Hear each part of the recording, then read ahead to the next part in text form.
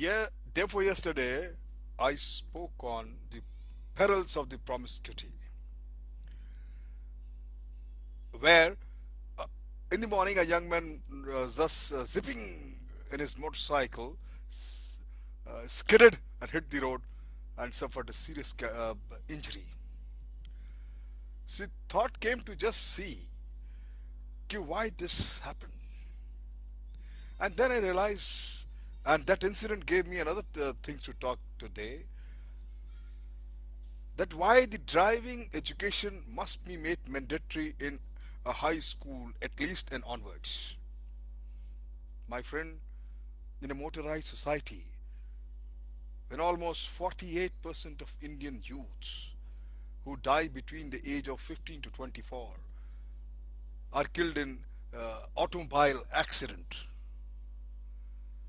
the shocking toll, four times higher than that exacted by the worst disease in this age group. It's very worse. I think it is.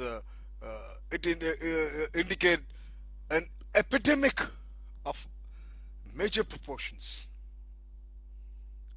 Nevertheless, the only effective antidote thus for thus far devised, my friend, is the driver's education in high schools, which is surprisingly is under attack in many places where they thought of initiating this uh, method or making driving education mandatory.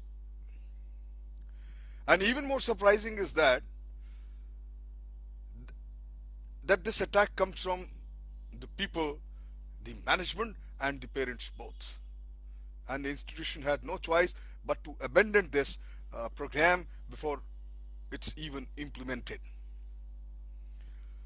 To my surprise, the first attack comes from the partly from the school administration. Teachers who regard drivers' education as a frill that interferes with the academics, and partly from the parents who do not want to pay uh, for for such uh, activity. And both of them, the administration, the teachers, and the parents, they have a sincere belief that the driver's education is largely useless. Whereas I believe that by implementing driver's education, our savings adds up to many times the amount we can spend on it. Just imagine if 100% students are included in this program, is harder to estimate, but far more important indeed, indeed are the potential saving in young lives, broken bodies, and shattered dreams. My friend, if driving education is so effective in my belief, and I think any like minded people will agree with me, then why this widespread opposition from these quarters? And that is the food for thought. The strongest resistance comes from educators who feel that driving courses only add up to the already back-breaking loads of instructions, massive syllabus, and extra curricular activities. I agree, they have a point, but the fact is that the students are and teachers already find time for a whole gamut of non-academic activities. Why not replace some of those with life-saving driving uh, education? Because simply because in today's modern world it is highly impossible that a high school boy or a girl is not driving either two-wheeler or four-wheeler. Almost 100% are driving. They have to be having their safe driving education and accordingly license. Regardless, I feel the regular students need not suffer when it comes to uh, including the driver education. There are far too many cities I have seen in South, and in North some good institution. In fact, while I'm in service, I visited in summers institute in summer break that institution in Chandigarh. They were having the driving education, and it was so heavily, nicely organized that they had about uh, 12 centers with 19 teachers to accommodate the 1300 students who wanted to take the course. In short, I could only understand and say with conviction, if they can do it, why can't others? Where there is a will, there is a way. A more valid criticism involves the often mediocre preparation of driving teachers. Obviously, the answer to this problem is to improve the quality of the instruction rather than to abandon the course at all. And some of our more alert teachers, training institutions are pointing the way. They're showing the path. We should be happy in this technological era. New and indigenous mechanical aids are helping us to provide better instructions.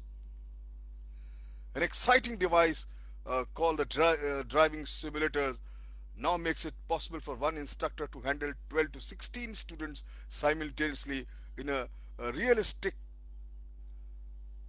simulation of actual driving in traffic. Just imagine 10 years back in our regiments, in an armored regiment, we have to have a tank driving simulators placed in the regiment premises itself, where driver used to learn handling all the instruments, the whole panel in different terrain, in different obstacles, negotiating different obstacles, you see, with different speeds, and that too without causing any casualty, any accidents, any wear and tear to real equipment. And after that, he used to take to the uh, ground with the equipment. It's so easy. Moreover, my friend, the advantage of simulator extends far beyond economy. It's a relief, said one of the students when I spoke to him, and he made the same point what I just said. He said, I can make my learning mistakes where they can't hurt anybody. This is real basic training that would be impossible to do on roads where there is a traffic. My friend, another innovation which enables the students to familiarize themselves with driving problems under safe condition is the off-street driving range, having a driving course within this college or institution premises itself. Here, one instructor, aided by a walkie-talkie or a public address system, usually handles about around 10 students, driver at a time. The driving range is now employed in a number of institutions, and I think foreign countries, almost every institution has this. My friend, after witnessing the serious accidents, I can in the end I can say that doubtless driver's education must be made mandatory in all our high schools. And if you do not take heed to this, do not take this seriously, so in the meantime, till the time that the program is implemented, continue to pay a higher toll than necessary, both in money and in death on the highways. Thank you very much.